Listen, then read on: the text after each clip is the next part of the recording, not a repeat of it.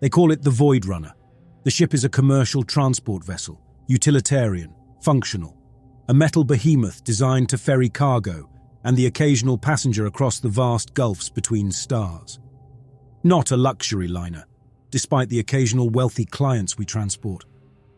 Right now it feels more like a prison or a coffin.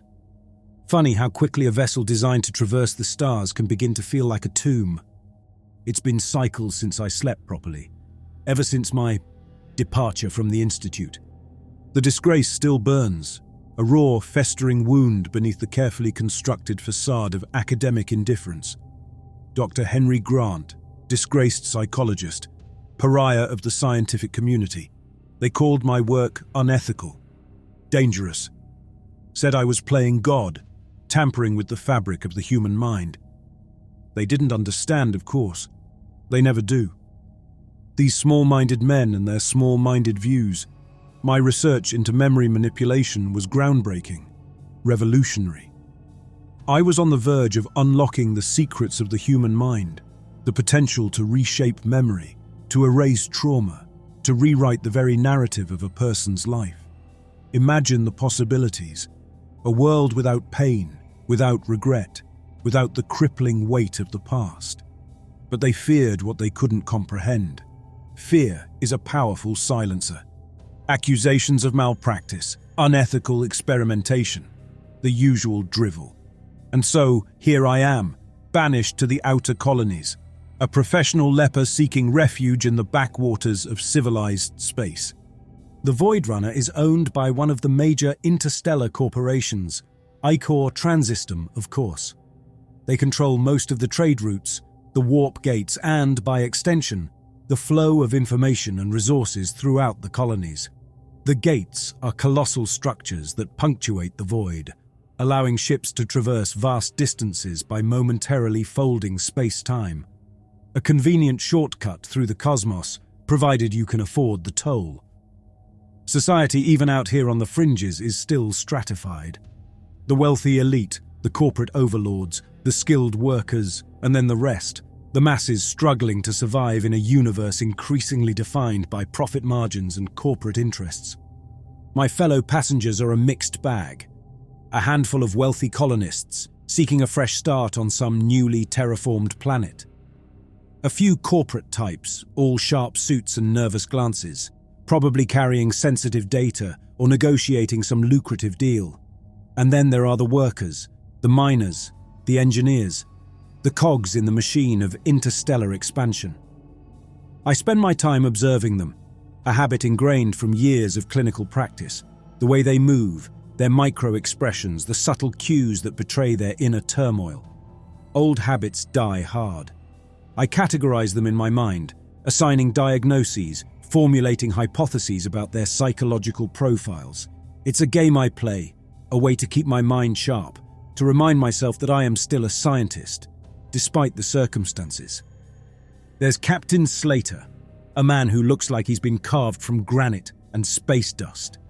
A veteran of countless interstellar voyages, his face is a roadmap of wrinkles, each one reflecting a hardship endured, a near miss averted. He's not a man of many words, which is just as well in my book. He commands respect, not through bluster, but through a quiet competence that seems to permeate the metal of the ship. Then there's Cody, the young comms officer, barely a man, all eager energy and wide-eyed wonder. He's fascinated by technology, by the intricate workings of the ship's communication systems, by the vastness of space itself. He's also shown a surprising interest in my work, or rather, what he's gleaned of it from the fragmented reports that still circulate in the darker corners of the datasphere. He's asked me about memory manipulation, about the ethics of altering someone's past. I've been careful in my responses, of course. No need to attract unnecessary attention. And finally, there's Sawyer, the chief engineer. A mystery. A man of few words and even fewer smiles. He's older, with eyes that seem to hold the weight of galaxies. He moves through the ship like a phantom, a silent guardian of its mechanical heart. He's the only one who seems to truly understand the Void Runner, its quirks, its groans, it's whispers. I've tried to engage him in conversation a few times, but he's a tough nut to crack. Still, I sense a kindred spirit, a fellow outsider who has seen too much and said too little. I've also noticed the small tremors in his hands when he's working on a particularly delicate piece of machinery. A telltale sign of someone who uses stimulants, which is not uncommon among long-haul crew. The ship even has a mascot, Sparky they call it, a robotic dog, a relic from the early days of space exploration. It's a patched-together thing, more scrap metal than synth skin, its movements unpredictable. It roams the corridors, a four-legged, cybernetic ghost. Most of the crew find it comforting, a reminder of a simpler time, a connection to a past that's rapidly fading in the harsh realities of interstellar commerce. I find it vaguely unsettling, its unblinking stare a reminder of the blurring lines between man and machine. I spend most of my time in my small, cramped cabin, surrounded by my research notes, the remnants of a career that was so abruptly terminated. The colony, I tell myself, will be a new beginning, a chance to rebuild, to prove them all wrong. I try to read, I try to sleep, I try to meditate and ignore the incessant creaking and groaning of the ship's hull. Then we encountered the Nebula 8392, an uncharted anomaly, a vast expanse of crimson gas and dust swirling in the Black Sea between stars, light years from any known warp gate. It appeared on the long-range sensors, a splash of color in the monotonous black. The initial scans revealed nothing out of the ordinary. Just another nebula, a collection of interstellar particles, a cosmic cloud. But Captain Slater was uneasy. He ordered a course correction, a slight detour to avoid the nebula. "Just a precaution," he muttered, his eyes fixed on the sensor readings. But space, it seemed, had other plans. The ship lurched violently, throwing me from my bunk. The Void Runner shook, groaning under some unseen strain. We were caught in the nebula's gravitational pull, dragged inexorably toward its crimson heart. Chaos erupted. Passengers screamed, crew members barked orders, the ship's systems struggled to compensate. Then, just as suddenly as it began, it was over. The shaking stopped. The alarms fell silent. We were through. In the days that followed, an unsettling quiet descended upon the Void Runner. The crew, once a boisterous and efficient unit, now moved like sleepwalkers, their gazes distant, their responses delayed. The easy camaraderie that had characterized their interactions was gone, replaced by clipped exchanges and averted eyes. Whispers followed me in the corridors, hushed conversations that ceased abruptly whenever I approached. I noticed the way they looked at me, with fear and suspicion in their eyes. And then the dreams began. Vivid, terrifying nightmares that plagued everyone on board. At first I dismissed them as a collective response to the stress of the near disaster, a shared delusion brought on by anxiety and fear. Mass hysteria. It wouldn't be the first time. But these dreams were different. They were too real, too detailed, too prophetic. I started having them as well. Horrific visions of accidents, malfunctions, and violence. I saw crew members turning on each other, driven by a primal fear I couldn't comprehend. I saw the ship, my supposed sanctuary, falling apart around me. I dismissed them, of course. I had to. To entertain the alternative was madness. I was a man of science, a psychologist. My own past, my own research, had taught me the power of suggestion, the malleability of the human mind. It had also shown me the dangers of unchecked belief, how easily the mind can be tricked, manipulated, broken. But then the first incident occurred. A minor one, thankfully. A cargo container, improperly secured, broke loose in the hold, injuring a worker. It was an accident, a simple oversight. Except, it had been described in detail in one of the dreams reported just a day earlier. Coincidence? Perhaps. But it was enough to plant a seed of doubt, a sliver of unease in my mind. And deep down, a spark of excitement.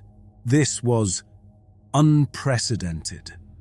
Could the nebula have properties that somehow amplified the power of suggestion? Could it be turning subconscious fears into reality? My scientific curiosity, long suppressed, began to stir. This was a phenomenon that demanded investigation. A phenomenon that could validate all my theories, that could prove to the world that I was right all along. But I had to be careful. One wrong move, one misplaced word, and I could find myself at the center of a storm I couldn't control. After all, who would believe the disgraced psychologist who claimed that a nebula was turning dreams into reality? They'd sooner believe that the ship's robotic dog had sprouted wings and learned to fly. No, I needed proof. I needed evidence. And I needed to find it before the Void Runner became a graveyard filled with the ghosts of my fellow passengers' nightmares. Before their fears became my reality. The second incident was when it became harder to chalk it all up to coincidence. A fight broke out in the mess hall, a brutal, senseless brawl between two crewmen who, just hours before, had been sharing a drink and laughing. I saw it happen, saw the rage contort their faces.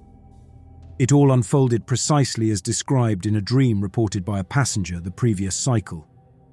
A passenger who, I might add, had tried to intervene and prevent the fight, only to end up with a nasty bruise on his cheekbone for his trouble. The man who'd wielded the shiv, a sharpened piece of plasteel from a broken food tray, was now confined to the brig. He kept muttering about a voice, a presence in his head, urging him to lash out.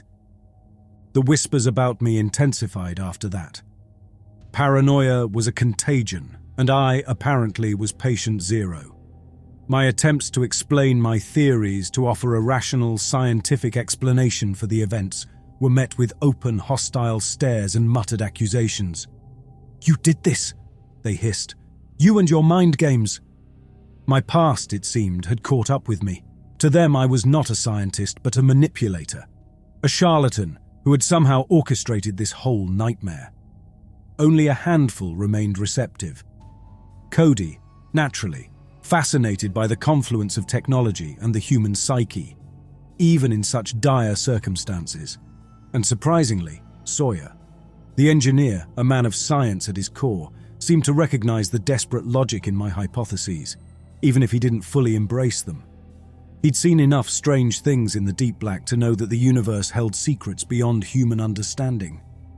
"The dreams are intensifying," I told them, pacing the cramped confines of the engineering control room. "They're becoming more frequent, more detailed, more violent." Sawyer had managed to carve out a small, relatively private space amidst the maze of conduits and machinery. It had become our unofficial headquarters, a sanctuary from the growing madness that gripped the rest of the ship. Cody, his face drawn from lack of sleep, ran a hand through his disheveled hair. "I can't keep track of them all. Every cycle, more and more crew are reporting them. It's like the ship is drowning in nightmares." He nervously toyed with a datapad, its screen filled with dream reports. Sawyer, his eyes fixed on a complex schematic of the ship's power grid, spoke in his usual measured tones. "The nebula's radiation. It has to be the cause. It's penetrating the ship's hull, interfering with our systems, and apparently with our minds." His voice was tight, revealing a hint of the strain he was under. Maintaining the ship's increasingly erratic systems was clearly taking its toll. "It's the only explanation," I agreed, piecing together the puzzle. "The nebula's radiation is amplifying the power of suggestion, turning our subconscious anxieties into tangible events. The mind is a powerful tool, gentlemen. It can create and it can destroy." I'd spent years studying the intricate dance between belief and perception, and this was it, playing out on a scale I'd never imagined. We were trapped in a feedback loop, a vicious cycle of fear and manifestation, and the nebula was the conductor of this macabre symphony. My own research, the very work that had led to my exile, offered the only plausible explanation. The nebula's radiation was somehow interacting with the human brain, amplifying the neural pathways associated with fear and anxiety. It was turning our deepest fears into self-fulfilling prophecies. The more we believed in the inevitability of these dreamed events, the more likely they were to occur. I threw myself into my research, desperately trying to find a way to break the cycle. I analyzed the nebula's radiation, searching for a pattern, a weakness, anything that could explain its effect on the human mind. I used the ship's limited medical equipment, meant for patching up physical injuries, to monitor the brain activity of those who had experienced the dreams. The results were inconclusive, but they hinted at something unusual, a strange synchronization of brainwaves, a resonance with the nebula's radiation signature. Meanwhile, the situation on the Void Runner deteriorated rapidly. More incidents occurred, each one more horrific than the last. A fire in the galley, a near breach in the hull, a suicide in the observation deck, all events that had been foretold in the increasingly vivid and detailed dreams. The crew, driven to the edge of madness, were turning on each other. Violence became commonplace. Trust was a distant memory. Captain Slater seemed to have aged a decade in the past few cycles. He confined himself to the bridge, clinging to the hope that he could somehow guide the ship through this nightmare. But his authority was waning, his orders increasingly ignored. The crew was beyond his control, beyond reason. It felt like I was the only one who could do anything, but they wouldn't listen. They just saw the man who used to break minds for a living. How could they trust me to put theirs back together? I knew I had to act fast. If we didn't find a way to break the cycle, the Void Runner would become our tomb. The ultimate prophecy, the one that haunted everyone's dreams, loomed large. The complete and utter destruction of the ship. While many had dreamt of the ship's demise, it was Cody's dream that was the most vivid and detailed. A terrifyingly precise vision of the Void Runner disintegrating into a million pieces, its occupants lost forever in the cold vacuum of space. That dream was the catalyst. It pushed us to take drastic measures. We began experimenting with ways to counteract the nebula's influence. We tried sensory deprivation, hoping to block out the radiation. We experimented with different frequencies of sound, hoping to disrupt the resonance between the nebula and our brains. Nothing worked. The fear had taken root too deeply. Then, during one of my self-imposed isolation periods while reviewing the data from the brain scans, I noticed something.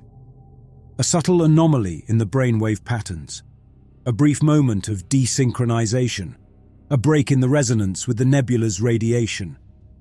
It happened during a moment of intense focus, when the subject was concentrating on a specific task, completely absorbed in the present moment. An idea began to form in my mind. What if we could use that? What if we could train our minds to resist the nebula's influence, to break the cycle of fear and belief? And it was something I was uniquely qualified to attempt. After all, hadn't I spent years studying the power of the human mind? Wasn't this, in a twisted way, a validation of my theories? The observation deck had become our asylum. I had managed to convince a fraction of the crew to participate, those who weren't completely lost to the madness or crippled by injury. Perhaps 20 souls, a cross-section of the Void Runner's remaining complement. They were desperate enough to believe, or perhaps desperate enough to try anything. Even Captain Slater, his authority eroded, his spirit broken, had agreed to participate, though he did so with the air of a condemned man marching to his execution. We must unify our will, I declared, force our minds into a singular focused image, a way out. We must visualize the Void Runner emerging from the nebula, safe, intact. It felt like trying to herd stray animals in zero gravity. Their eyes, wide and vacant, stared back at me, reflecting the swirling crimson of the nebula projected on the viewport. A few, like Cody, attempted to follow my instructions, their faces contorted in concentration. He understood the theory, at least, that the nebula's radiation was like a tuning fork, resonating with our deepest fears. But could we force a different resonance? A shared delusion of escape? Was it even possible? Many, however, were too far gone. Their minds, once vibrant and unique, were now shattered landscapes, haunted by the horrors they had witnessed, both in dreams and waking life. One man, a burly cargo handler, began to mutter about seeing his own corpse floating in the void. A woman, one of the ship's engineers, started to claw at her own face, screaming that she needed to get them out, a horrifying echo of one of the more gruesome dreams that had circulated among the crew. "Close your eyes," I urged, trying to project an authority I didn't feel. "Clear your minds. Focus on a single image, the Void Runner, intact, the nebula, receding, us, safe." My voice cracked, betraying my own growing doubt. It was a storm of mental anguish. Instead of a unified image of escape, I felt a discordant chorus of terror, a jumbled mess of fragmented realities. The dreams had taken root too deeply. They were no longer just dreams, they were a part of us, woven into the fabric of our being. I moved among them, trying to guide them, to anchor them to the present. I used the techniques I had once employed in my research, the very methods that had led to my disgrace. Hypnosis, sensory manipulation, focused meditation. But it was like trying to build a sandcastle during a hurricane. The ship groaned, a wounded metal beast. On the viewport, the red mist churned, a malevolent entity aware of our feeble attempts to escape its grasp. I felt it pressing in on us, tightening its grip the harder we resisted. The nebula's influence was too strong, our collective will too fractured. Then a tremor ran through the deck plating. Not the violent shaking of a ship in distress, but a resonant vibration, like the sound of a colossal machine winding down. The pressure in my chest began to ease, the throbbing in my head subsiding to a dull ache. Around me, I saw others reacting to the change. A woman who had been rocking back and forth, muttering about being trapped in a collapsing corridor, slowly stilled, her eyes focusing for the first time. A man who had been clawing at his face, trying to dig out the phantom insects he believed were crawling beneath his skin, gradually lowered his hands, his breathing becoming more regular. The crimson glow from the viewport diminished, the swirling gases of the nebula losing their intensity. It was as if the entity, the consciousness within the red mist, was withdrawing, releasing its hold. The weight that had been bearing down on us, both physically and mentally, was lifting. It wasn't a sudden shift, but a slow, agonizing release.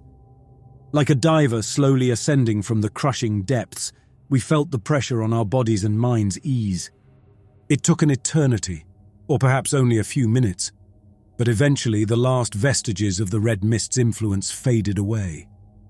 The viewport now showed only the cold blackness of space, sprinkled with the distant, indifferent light of a million stars.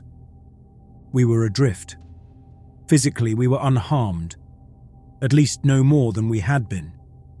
The ship, though battered, remained intact, but the silence that descended upon the Void Runner was not one of peace, but of profound emptiness. There were no cheers, no celebrations, only a hollow quiet punctuated by the occasional, uncontrollable sob. The crew, what remained of them, wandered the corridors like ghosts, their eyes vacant, their movements listless. They were survivors, but survivors of an ordeal that had shattered their minds, had broken their spirits beyond repair. I stood on the observation deck, staring out at the black void where the red mist had once held us captive. I had led them through the maw of madness, had tried to guide them to a safe harbor within their own minds. But I had failed, miserably. We had escaped the nebula's physical grip, but its influence lingered, a psychic poison that had seeped into our souls. The crew was beyond my help now. They were lost in their private hells, trapped in the corridors of their own fractured minds. Some were catatonic, staring blankly at nothing, their consciousness adrift in the crimson abyss. Others babbled incoherently, reliving their worst nightmares, their voices a chilling chorus of despair. The dreams, though less frequent, still held them in their thrall. The Void Runner was a ghost ship now, a vessel adrift in a sea of madness. We were alive, but our souls were lost. The red mist had taken something from us, something far more precious than our lives. It had taken our sanity, our hope, our very sense of self. I had sought redemption, a chance to atone for the sins of my past, but I had found only a deeper circle of hell. We were broken, lost and utterly alone, adrift in a sea of despair, with no hope of rescue, no chance of redemption. Our minds were no longer our own. They were and would forever be haunted by the crimson stain of the red mist. We had survived, but in surviving, we had become something far worse than dead. We had become hollow shells, forever haunted by the horrors we faced.